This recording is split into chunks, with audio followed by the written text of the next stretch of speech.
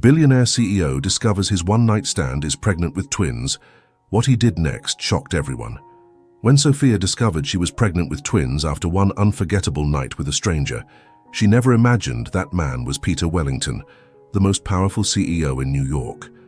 But what shocked everyone wasn't the pregnancy or his billions. It was what he did next. Instead of denying or paying her off, Peter Wellington did something that would change the definition of family, love, and what it truly means to be a father. Before we dive into this incredible story, drop a comment telling me where you're watching from, and if you're new here, hit that subscribe button and ring the notification bell so you never miss our heartwarming stories. The pristine white walls of Dr. Harrison's office seemed to close in on Sophia as she stared at the ultrasound monitor. Two tiny heartbeats flickered on the screen, two distinct shapes floating in the darkness. "Twins?" Dr. Harrison said warmly, moving the ultrasound wand across Sophia's still flat stomach. "Both healthy, about 12 weeks along." Sophia's hand trembled as she reached for the printed ultrasound image. Twins. Not just one baby from that night 3 months ago, but two. Her mind raced back to that evening, the charity gala she'd been catering, the magnetic stranger with piercing blue eyes who'd found her crying on the hotel balcony after her ex-boyfriend had shown up with his new fiancée. "I don't usually do this," she'd told him as he handed her his handkerchief. "Neither do I," he'd replied, his voice deep and sincere. "But sometimes the universe puts two people exactly where they need to be." They hadn't exchanged last names. She'd known him only as Peter, and in the morning, he was gone. Only a note remained. "You deserve someone who sees how extraordinary you are. Thank you for reminding me that magic still exists. P." Now staring at two tiny lives growing inside her, Sophia felt the weight of her situation. 25, working 2 jobs to pay off student loans, living in a studio apartment that barely fit her bed and tiny kitchen table. How could she raise 2 babies alone? "Sophia?" Dr. Harrison's gentle voice pulled her back. "Do you have support, the father?" I don't know how to reach him," Sophia admitted, her voice barely a whisper. It wasn't entirely true. She knew his first name, remembered the hotel, the date. If she really wanted to, she could probably track him down. But what would she say? "Hi, remember me? I'm pregnant with your twins." Walking out of the clinic, Sophia clutched the ultrasound photos against her chest. The March wind whipped through the Manhattan streets, and she pulled her coat tighter. As she waited for the subway, a massive billboard caught her eye. Her breath stopped. Those eyes, those same piercing blue eyes that had looked at her with such tenderness 3 months ago, now stared down at her from a 50-foot advertisement. But this time they came with a name: Peter Wellington, CEO of Wellington Industries. The ultrasound photos slipped from her numb fingers, scattering across the platform. As she scrambled to collect them, her mind reeled. Peter Wellington. The Peter Wellington. The man who graced magazine covers, who'd built a tech empire from nothing, who dated supermodels and attended White House dinners. The man whose penthouse apartment she'd catered at just last month, though he hadn't been there. A stranger helped her gather the photos, and Sophia mumbled her thanks. The train arrived, but she stood frozen. Peter Wellington. How had she not recognized him? But then again, that night he'd been just Peter. No designer suit, no entourage, just a man in jeans and a simple button-down who'd made her laugh until her sides hurt and looked at her like she was the only person in the world. Back in her apartment, Sophia spread everything on her tiny table: the ultrasound photos, her laptop, and a cup of tea that had gone cold. Her fingers hovered over the keyboard as she typed his name into the search bar. Article after article appeared. Wellington Industries reaches 50 billion valuation. NYC's most eligible bachelor. Peter Wellington, the CEO who never settles. That last headline made her laugh bitterly. Well, he'd certainly have to settle now, wouldn't he? 2 babies with a nobody waitress. She could already see the headlines: "Gold Digger Traps Billionaire" or "Wellington's One-Night Mistake." But as she stared at the ultrasound photos, Sophia felt a fierce protectiveness surge through her. These weren't mistakes. These were her babies, their babies, and they deserved to know their father, even if it meant facing rejection, humiliation, or worse, a payoff to disappear. The next morning, Sophia stood outside the towering glass structure of Wellington Industries. She'd called in sick to both her jobs, put on her best dress, the black one she'd worn to her college graduation, and practiced what she would say 100 times. Yet now, staring up at the 40 floors of steel and ambition, every word fled her mind. The lobby was all marble and modern art, filled with people in $1,000 suits who moved with purpose. Sophia approached the reception desk, where a woman with perfect makeup and an even more perfect smile sat. "I need to see Peter Wellington," Sophia said, surprised by the steadiness in her voice. The receptionist's smile didn't waver. "Do you have an appointment?" "No, but it's urgent. It's personal." The woman's eyes swept over Sophia's 3-year-old dress and scuffed heels. "I'm sorry, but Mr. Wellington's schedule is completely booked. If you'd like to leave a message, tell him it's about the charity gala 3 months ago, the balcony." Sophia's hands clenched around her purse strap. "Tell him Sophia needs to speak with him. He'll remember." The receptionist's expression shifted slightly, but she picked up the phone. After a brief, hushed conversation, she hung up and stood. "Follow me, please." Sophia's heart hammered as they rode the elevator to the top floor. The doors opened to a reception area that probably cost more than she'd make in a lifetime. Another assistant, this one a young man with kind eyes, met them. "Ms. Sophia, Mr. Wellington will see you now." The walk to his office felt endless. When the massive doors opened, Sophia saw him standing with his back to her, looking out at the Manhattan skyline. Even from behind, she recognized the broad shoulders, the way he stood with one hand in his pocket. "Leave us, James," Peter said without turning. The assistant retreated, closing the doors with a soft click. For a moment, neither spoke. Then Peter turned, and those blue eyes met hers. The CEO facade cracked for just an instant, replaced by something raw and vulnerable. "Sophia." Her name on his lips sounded like a prayer. "I looked for you. I went back to the hotel, tried to find the catering company, but I'm pregnant." The words tumbled out, shattering whatever he'd been about to say. "With twins, they're yours." The silence that followed felt eternal. Peter's face went through a series of expressions: shock, confusion, something that might have been wonder, before settling into an unreadable mask. "You're certain? About the timing, I mean." Heat flooded Sophia's cheeks. "You were the only one. For months before and after. I'm not here for money, Peter. I just thought you should know. They deserve that much." She turned to leave, but his voice stopped her. "Wait." When she looked back, the CEO mask had vanished entirely. He looked young, uncertain, and achingly familiar. Just Peter again. "Twins?" he asked softly. Sophia pulled the ultrasound photos from her purse and placed them on his massive desk. Peter picked them up with hands that shook slightly, staring at the images as if they held the secrets of the universe. "How far along?" 12 weeks. They're healthy, due in September." She watched him trace the tiny forms with one finger. "I don't expect anything from you. I know who you are now, what your life is like. I just thought you had the right to know." Peter looked up sharply. "You don't expect—" "Sophia, these are my children. Our children. Did you really think I'd just let you walk out of here?" "I thought you'd offer me money to go away," she admitted. "That's what rich men do, isn't it?" His jaw clenched. "Is that what you think of me?" "I don't know what to think. 3 months ago you were just Peter. Now you're—" She gestured at the opulent office. "This." Peter moved around the desk, stopping just out of reach.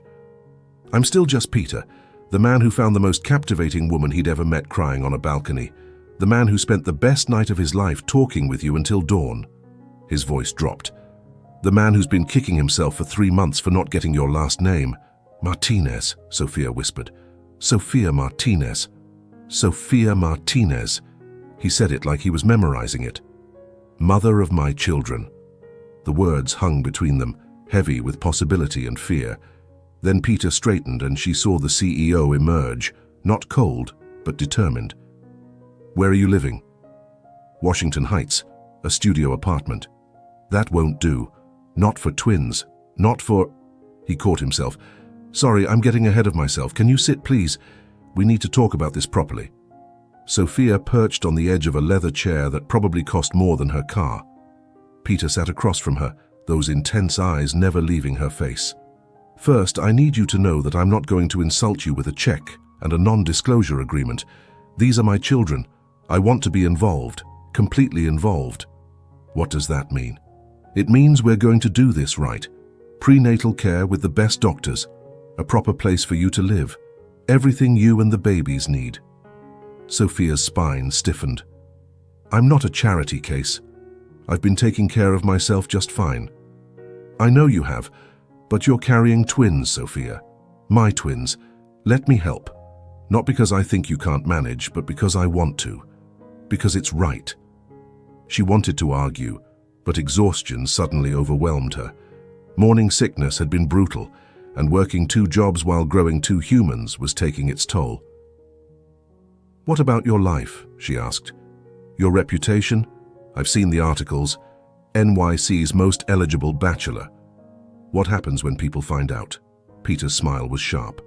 Let them find out. I've never given a damn what the gossip columns say. A knock interrupted them. James peered in. Sir, you're 2 o'clock with the board. Cancel it. But sir, it's about the Singapore expansion.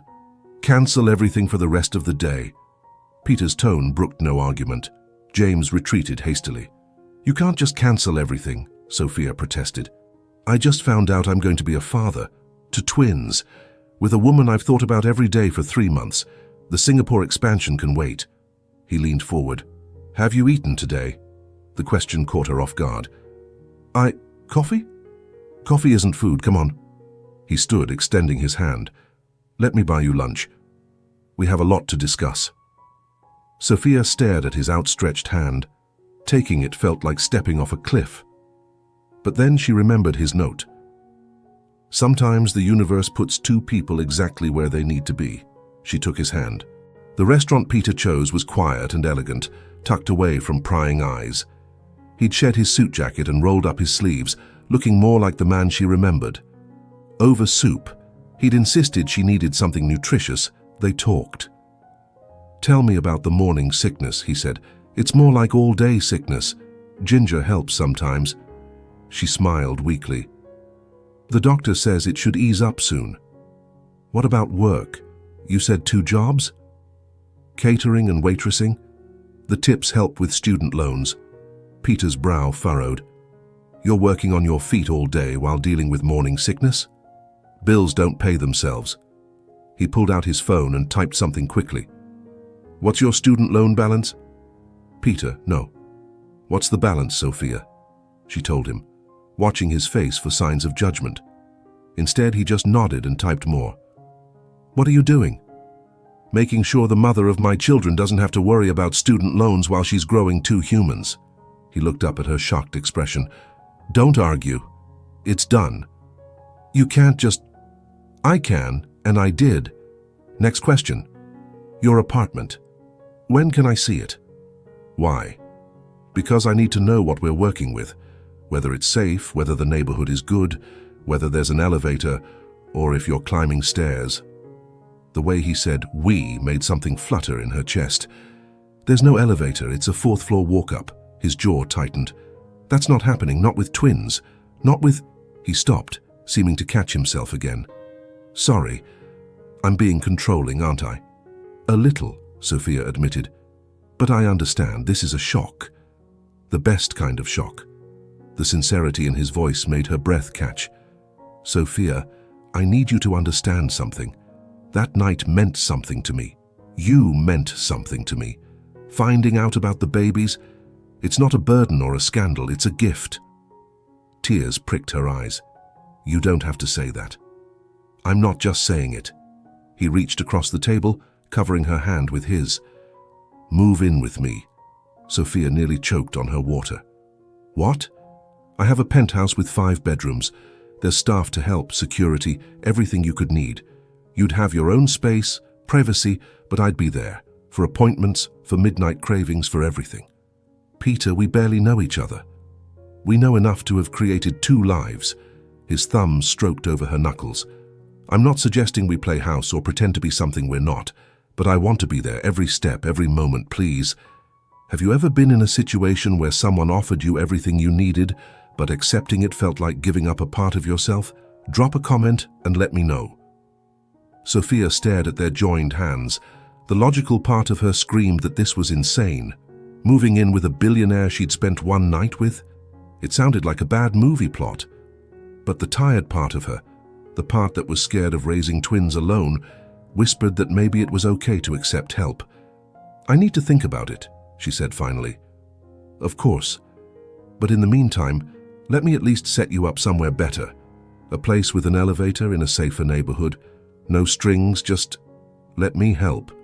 Before she could respond, his phone buzzed. Peter glanced at it and frowned. My mother. You should answer it. She can wait. But the phone kept buzzing. Then Sophia's phone rang. An unknown number. Hello? Is this Sophia Martinez? The voice was cultured, cold. This is Eleanor Wellington. I believe you're currently with my son. Sophia's eyes flew to Peter, who was checking his own phone with growing anger. How did you... I make it my business to know who's trying to trap my son. I'll be direct, Ms. Martinez. How much? I'm sorry? How much money will it take for you to go away? Name your price. Peter must have seen her face change because he held out his hand for her phone. Sophia shook her head, a strange calm settling over her. Mrs. Wellington, I'm not trying to trap anyone, and I'm not for sale. Everyone has a price, dear. Don't be foolish. Take the money and spare yourself the humiliation. You don't belong in our world. You're right, Sophia said quietly. I don't belong in your world, but these babies are your grandchildren whether you like it or not, and their father gets to decide what role he wants to play, not you. She hung up and found Peter staring at her with something like awe. That was magnificent, he breathed. Your mother knows. My mother has informants everywhere. I'm sorry, I'll handle her. She offered to pay me off. She would. His face darkened. What else did she say? That I don't belong in your world. Sophia pushed her soup away, appetite gone. She's not wrong. Yes, she is. Peter's voice was fierce. Money doesn't determine someone's worth. You're carrying my children. You're brilliant and kind and real in a way no one in my world ever is. If anything, I don't belong in yours. Peter, I mean it. Do you know how refreshing it was that night? To talk to someone who didn't know my net worth or care about my connections? Who laughed at my jokes instead of my bank account? He leaned back, running a hand through his hair. I've been looking for you for 3 months, Sophia.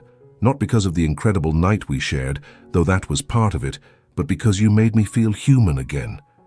The restaurant had grown quiet around them, the lunch rush fading. Sophia traced patterns on the tablecloth, trying to process everything. What happens next? She asked. With your family, your business, the media? Let me worry about that. Right now we focus on you and the babies. Have you had proper prenatal care? I've been to the clinic twice. They said everything looks good. I want you to see Dr. Chen. She's the best OB/GYN in the city. Peter, I have insurance through my job, which you won't need when you're on my company's plan. Sophia's head snapped up. What? I'm putting you on my insurance. As my, well, we'll figure out the details, but you'll have the best care possible. He paused. Unless you'd prefer to marry me first. The casual way he said it made Sophia's heart stop. Did you just propose? Badly, apparently. His smile was self-deprecating. I'm usually smoother than this. You seem to have a talent for throwing me off balance. We can't get married. We don't even know each other's middle names. Alexander, he supplied. Peter Alexander Wellington. And yours? Rose. Sophia Rose Martinez. She shook her head. But that's not the point. Marriage is... it's huge. It's not something you do because of an accidental pregnancy. 2 accidental pregnancies, he corrected with a small smile. And you're right, I'm sorry, I'm jumping ahead again, it's just... He paused, seeming to search for words. In my world, I'm used to making quick decisions. Seeing an opportunity and taking it. And you, Sophia, feel like the best opportunity I've ever encountered. I'm not a business deal, Peter. No, he agreed softly. You're so much more than that. They sat in silence for a moment before Peter signaled for the check. Let me take you home. I want to see this fourth-floor walk-up that you absolutely cannot stay in while pregnant with twins. The ride to Washington Heights in Peter's town car was surreal. The driver called him Mr. Wellington and didn't bat an eye when given Sophia's address. Peter held her hand the entire way, his thumb tracing absent patterns on her skin. This is it, Sophia said as they pulled up to her building. The contrast between the gleaming town car and the weathered brick building was stark. Peter helped her out, his eyes scanning the street with an expression she couldn't read. They climbed the narrow stairs slowly, Peter's hand hovering near her back as if ready to catch her if she stumbled. Fourth floor, she said breathlessly at the top. The elevator's been broken for 2 years. His jaw tightened, but he said nothing as she unlocked her door. The studio was tiny but clean, every inch maximized. Her bed doubled as a couch, a folding table served as both desk and dining area, and her kitchen was barely more than a hot plate and mini-fridge.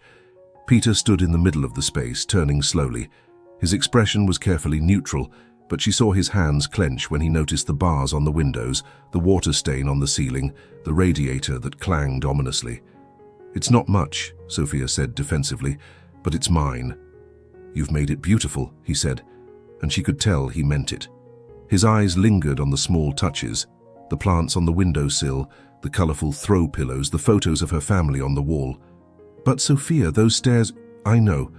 And the neighborhood, I know, Peter. He moved to the window, looking out at the fire escape.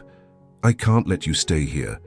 Not because I think you're incapable, but because I'll lose my mind worrying. Please, let me help. Sophia sank onto her bed couch, suddenly exhausted. The events of the day were catching up with her, the revelation at the doctor's office, finding out who Peter really was, confronting him, meeting his resistance and then his acceptance, his mother's call. This is all happening so fast, she whispered. Peter crossed to her, kneeling so they were eye level. I know. We can slow down. We can take this one day at a time, but let me at least move you somewhere safer, for my peace of mind, if nothing else. And if I say no? Then I'll respect that. But I'll also probably park myself on your fire escape every night to make sure you're okay. Despite everything, Sophia laughed. That would definitely make the news. Billionaire CEO becomes stalker. For a good cause, the subtitle would read. His expression grew serious. Sophia, I meant what I said. These babies, this isn't a problem to be solved or a scandal to be managed. This is my family, our family, and I take care of my family. The way he said, our family, made her chest tight. I need time to think. Of course. But will you at least let me give you my number this time? I'd rather not spend another 3 months trying to find you. She handed him her phone, watching as he programmed his information. He added several numbers, cell, office, home, even his assistant's line. Call me any time, he said. Middle of the night cravings, morning sickness, or just to talk. I mean it. As he stood to leave, Sophia caught his hand. Peter, thank you for not being what I expected. He lifted her hand to his lips, pressing a gentle kiss to her knuckles. Thank you for being exactly what I never knew I needed. After he left, Sophia sat in her tiny apartment, staring at his contact information in her phone. Everything had changed in the span of a few hours. This morning she'd been a single woman facing pregnancy alone. Now, she had a billionaire baby daddy who wanted to rearrange his entire life for her and their twins. Her phone buzzed. A text from Peter. I know you need time to think, but I'm sending some information about apartments, just to look at. No pressure. Also, Dr. Chen can see you Thursday at 2 p.m. if you're interested. I can pick you up. P. Another text followed immediately. Also, I can't stop looking at the ultrasound photos. Thank you for giving me copies. They're incredible. You're incredible. Despite everything, Sophia smiled. She pulled out her own copy of the ultrasound, tracing the 2 tiny forms. Your daddy is something else, she whispered. I hope you get his determination and his heart. Maybe not his tendency to make grand gestures, though. One of us needs to be practical. Her phone rang. Her best friend, Maria. Soph, how did the doctor's appointment go? Wait, why aren't you at work? Tony's looking for you. Sophia took a deep breath. Maria, you're not going to believe what happened today. The next few days passed in a blur. Peter texted regularly, not pushing, just checking in. He sent links to apartments, all in better neighborhoods with elevators and doormen. He sent articles about twin pregnancies, restaurant recommendations for places that serve ginger-heavy dishes to help with morning sickness, and one memorable text at 2 a.m. that just said, "Can't sleep. Keep thinking about how brave you were coming to my office. You're amazing." Sophia found herself looking forward to his messages, even as she struggled with the decision before her. Accept his help and risk losing her independence, or stay in her studio and risk her health climbing those stairs every day as her pregnancy progressed? Thursday arrived faster than expected. She'd agreed to see Dr. Chen, telling herself it was just for the baby's sake. Peter arrived exactly on time, dressed down in jeans and a sweater, looking more like the man she'd met that night. "You look beautiful," he said, then caught himself. "Sorry, is that appropriate? I'm not sure about the boundaries here." "It's fine," Sophia assured him, though the compliment made her cheeks warm. "You look less CEO-ish today. I took the day off, figured you might be more comfortable if I didn't look like I was about to hostile take over something." Dr. Chen's office was nothing like the clinic, all soft lighting and comfortable chairs with no crowded waiting room. They were seen immediately. "Ms. Martinez, Mr. Wellington," Dr. Chen greeted them warmly. "Congratulations on your twins. Let's take a look at these little ones, shall we?" The ultrasound this time was more detailed. Dr. Chen pointed out features, the beginning of facial features, tiny limbs, strong heartbeats. Peter held Sophia's hand throughout, his eyes never leaving the screen. "Would you like to know the sexes?" Dr. Chen asked. Sophia looked at Peter, who nodded eagerly. "Yes," they said in unison. "Baby A appears to be a boy and baby B is a girl, one of each. Perfect set." Peter's grip on her hand tightened. When Sophia looked at him, there were tears in his eyes. "A boy and a girl," he whispered. "Sophia, we're having a boy and a girl." The wonder in his voice broke something open in her chest. This was real.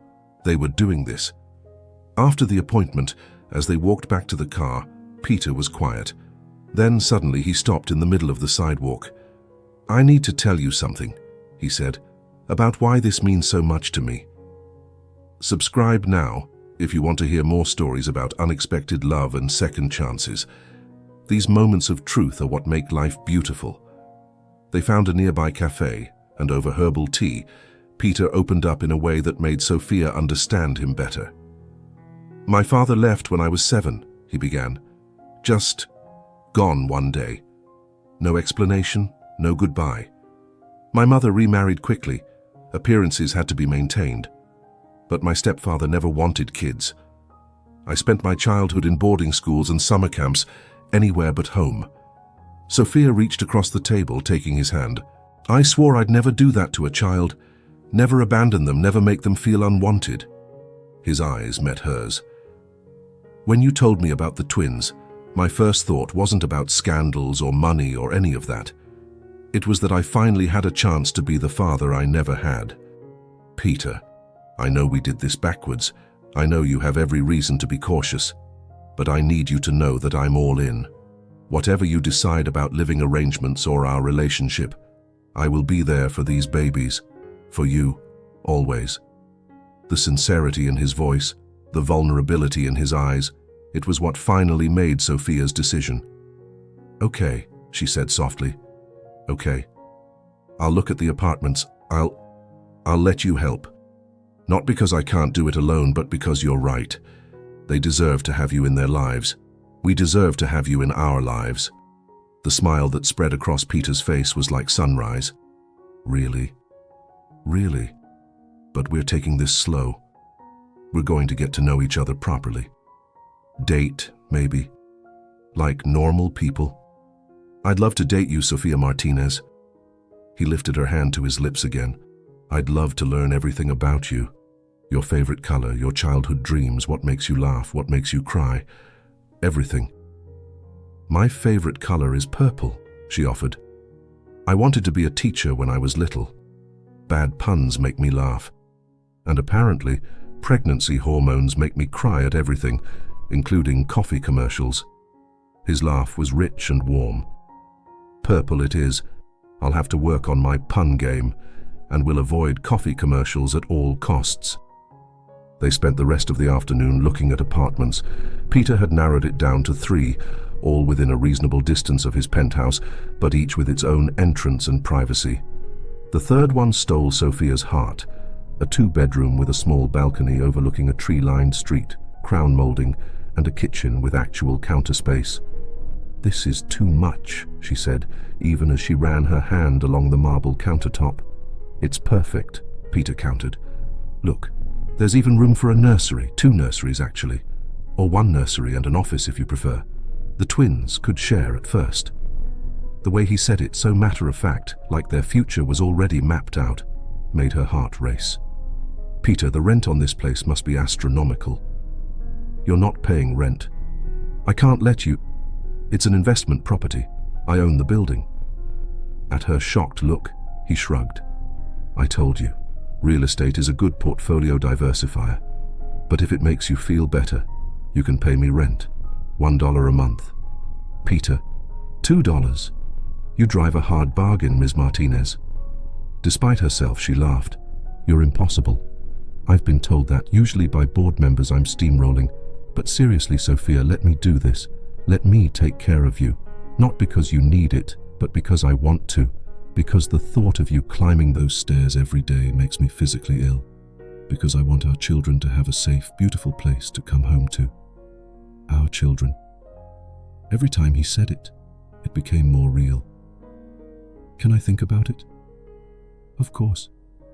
But maybe think about it while we pack your current apartment, just in case. She swatted his arm, but she was smiling.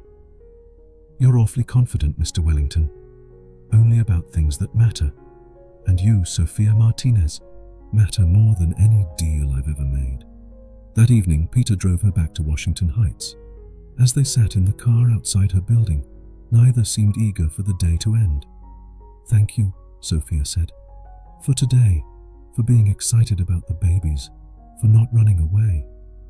Thank you for telling me, for giving me a chance to be part of this. He paused. Can I see you tomorrow? Maybe dinner, a proper date? I work until 9. Then dinner at 9:30. I'll pick you up. From here?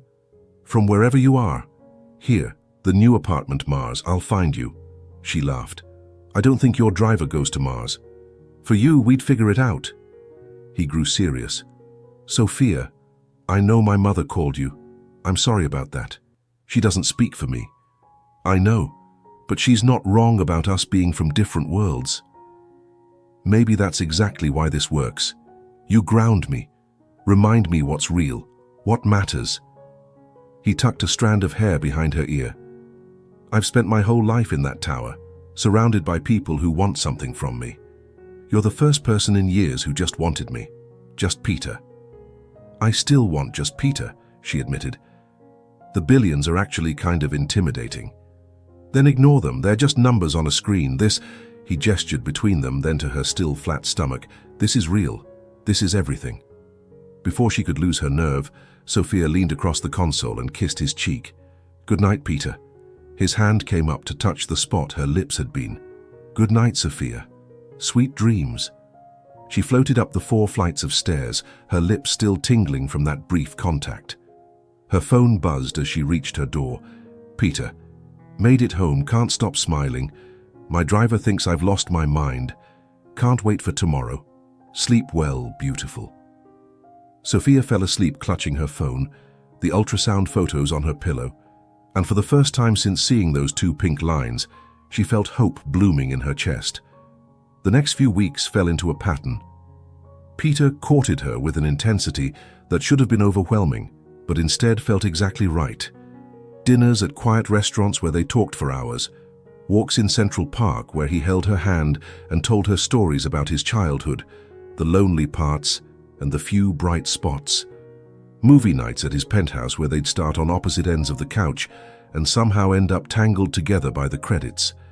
He was there for every doctor's appointment, every moment of morning sickness, every 3 a.m. craving. When she finally agreed to move into the apartment, worn down by his logic and her aching feet, he hired movers and had her settled within a day, filling the space with purple accents because he remembered her favorite color. "You don't have to win me over, you know," she told him one evening as they assembled baby furniture. "I'm already carrying your children." He looked up from the instruction manual, screwdriver in hand. "I'm not trying to win you over because of the babies. I'm trying to win you over because I'm falling in love with you." The words hung in the air between them. Sophia's hand went to her growing bump. At 5 months, there was no hiding the pregnancy anymore. "Peter, I know it's fast, I know it's complicated, but it's true." He set down the screwdriver and moved to kneel in front of her chair.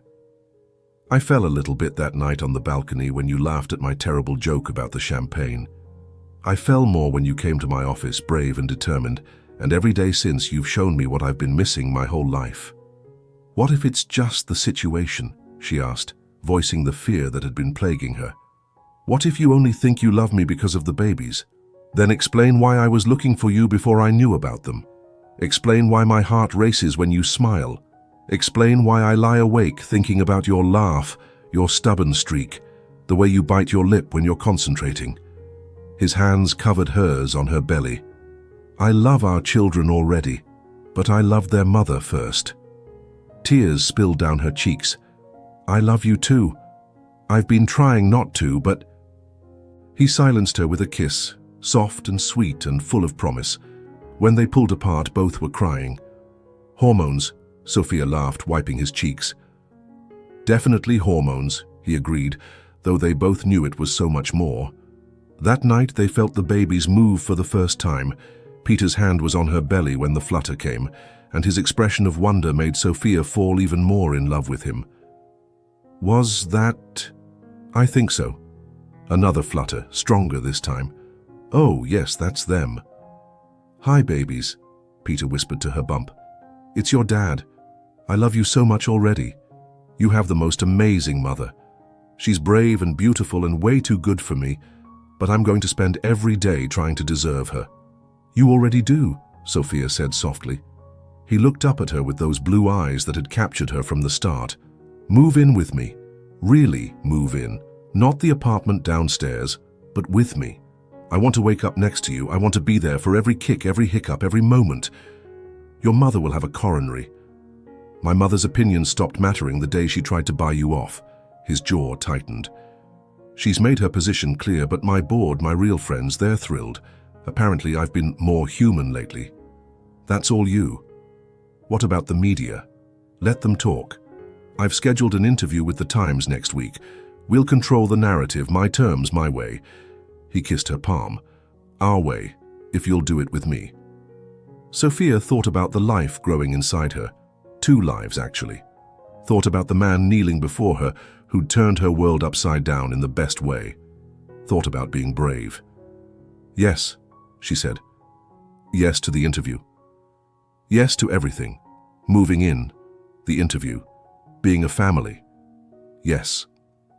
Peter's whoop of joy was probably heard 3 floors down.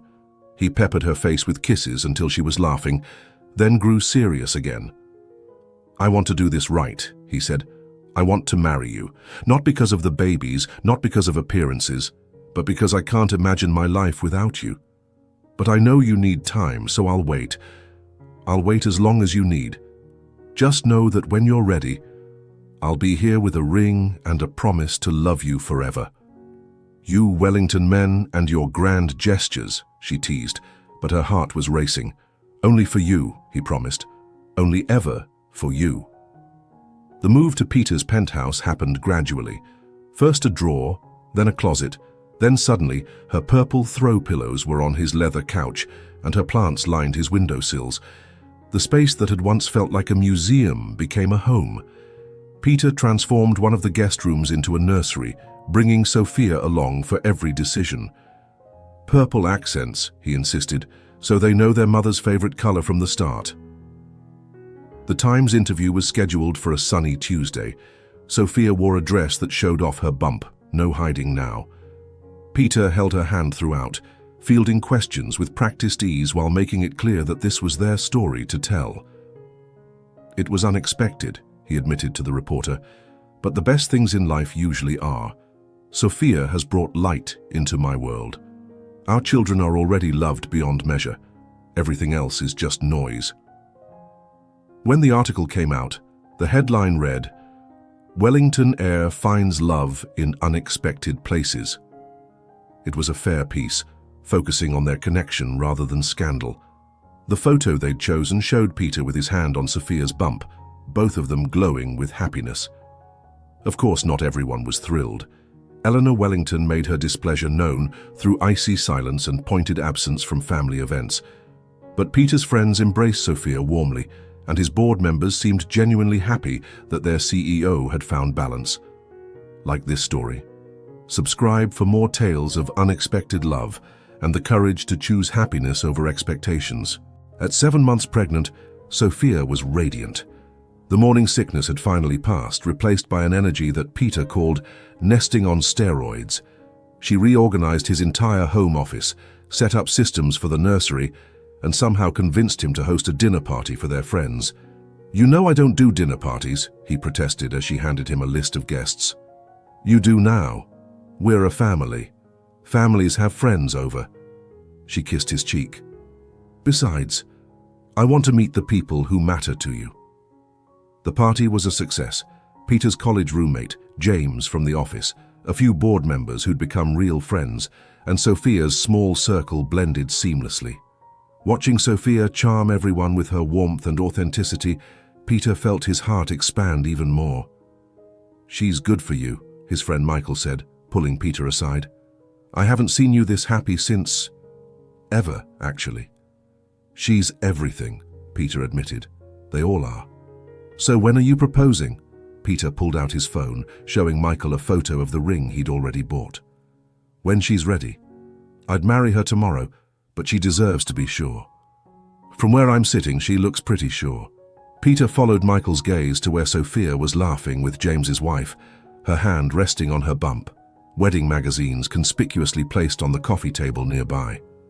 "Those weren't there this morning," Peter said slowly. Michael clapped him on the shoulder. "Better take the hint, friend." That night, after everyone had gone, Peter found Sophia on the terrace, looking out at the city lights. "Thank you for tonight," he said, wrapping his arms around her from behind, hands settling on her belly. "You were amazing." "They love you," she said softly. "Really love you. Not your money or your connections, you. They loved you more. Michael's wife wants to steal you for girls' nights." "I'd like that." She leaned back against him. "I've been thinking." About how I said I needed time. About being sure." She turned in his arms. "I'm sure, Peter. I've been sure for a while now." His heart stopped. "Sophia, I know we did everything backwards. I know it's only been 6 months. But when you know, you know. And I know I want to wake up next to you forever. I know I want our children to have your last name. I know I want to be your wife." Peter kissed her deeply, then pulled back. "Wait here. Don't move. Promise me." "Peter, what?" "Promise. I promise," she laughed. He raced inside, returning moments later with a small velvet box. Dropping to one knee on the terrace where they'd shared so many moments, he opened it to reveal a stunning solitaire surrounded by smaller stones. "Sophia Rose Martinez, you crashed into my life and showed me what living really means. You're carrying our children, but more than that, you're carrying my heart. Will you marry me? Will you be my wife and my best friend and my everything?" "Yes," she said through tears. "Yes, yes, yes." He slipped the ring onto her finger, then stood to kiss her as the city sparkled around them. The babies kicked between them, as if celebrating too. "I love you," Peter murmured against her lips. "All 3 of you." "We love you too," Sophia replied. "Though I should warn you, I already have opinions about the wedding." "Of course you do," he laughed. "Tell me everything." They talked until dawn, planning a future that 6 months ago neither could have imagined. The girl from Washington Heights and the billionaire CEO brought together by chance and bound by love. The wedding happened a month later, small and intimate in the penthouse garden. Sophia wore a flowing dress that accommodated her 8-month bump, purple flowers in her hair. Peter cried when he saw her walking toward him, radiant with joy. Maria served as maid of honor, Michael as best man. Even Eleanor Wellington attended, though she maintained her chilly distance, but nothing could dim the joy of the day. "I used to think my life was complete," Peter said in his vows. "I had success, wealth, influence, but I was empty inside, going through the motions. Then you appeared on that balcony, crying over someone who didn't deserve your tears, and everything changed. You showed me that success means nothing without someone to share it with. You taught me that real wealth is measured in love and laughter, and little kicks from tiny feet. You gave me a family, Sophia. You gave me a home. I promised to love you through midnight feedings and teenage rebellions, through first steps and first heartbreaks. I promised to be the man you see when you look at me, better than I was, working always to be worthy of this gift you've given me." Sophia was crying too hard to speak at first. Then, "Peter Alexander Wellington, you complicated my life in the most beautiful way. I was so focused on surviving that I forgot about living. You reminded me to dream big, to accept help, to believe in fairy tales. You could have anyone in the world, but you chose the waitress with the student loans and the studio apartment. You saw me, really saw me, when I'd forgotten how to see myself. You're already the most amazing father, talking to my belly every night, researching everything from sleep schedules to college funds. I can't wait to raise these babies with you, to build a life with you, to grow old with you. I love you beyond words, beyond reason, beyond everything." They were pronounced husband and wife as the sun set over Manhattan, their guests cheering, their babies kicking up a storm. The twins arrived 3 weeks later, during a thunderstorm that knocked out power to half the city. Peter held Sophia's hand through 18 hours of labor, never complaining when she crushed his fingers during contractions. "I'm never letting you touch me again," she panted between pushes. "That's fair," he agreed, "though maybe we should discuss that after you're not in active labor." She laughed despite the pain. "How do you make me laugh right now?" "It's my superpower." "Well, that and billions of dollars." Peter Wellington. Too soon for money jokes? But then the real work began, and jokes were forgotten. At 3:47 a.m., their son arrived, screaming and perfect. At 3:52 a.m., his sister followed, quieter but no less perfect. "A boy and a girl," the nurse announced, placing both babies on Sophia's chest. "Congratulations!" Peter was sobbing openly, not caring who saw. "They're beautiful. You're beautiful. God, Sophia, look what we made." "Alexander, Peter, and Isabella Rose," Sophia whispered, the names they'd chosen months ago. "Alex and Bella." "Perfect," Peter agreed, touching each tiny head reverently. "Absolutely perfect." The media had a field day, of course. "Wellington twins arrive," the headlines screamed. But safe in their private room, the new family of 4 was oblivious to the outside world. "Thank you," Peter whispered that night as Sophia dozed between feedings, "for being brave enough to find me, for giving me this life I never knew I wanted. Thank you for looking for me," she murmured back, "for not giving up, for proving that fairy tales sometimes come true." Eleanor Wellington arrived the next morning, stiff and formal as always. But when she saw the twins, something in her face softened. "They're beautiful," she admitted quietly. "Alexander has the Wellington chin." "Would you like to hold them?" Sophia offered, extending an olive branch. Eleanor hesitated, then nodded. As she cradled her grandchildren, years of ice began to thaw. "I owe you an apology," she said finally. "I was wrong about you. About this. Peter has never been happier." "We all want the same thing," Sophia said gently. "For Peter to be happy, for these babies to be loved. They will be, Eleanor promised, and for the first time she smiled at her daughter-in-law.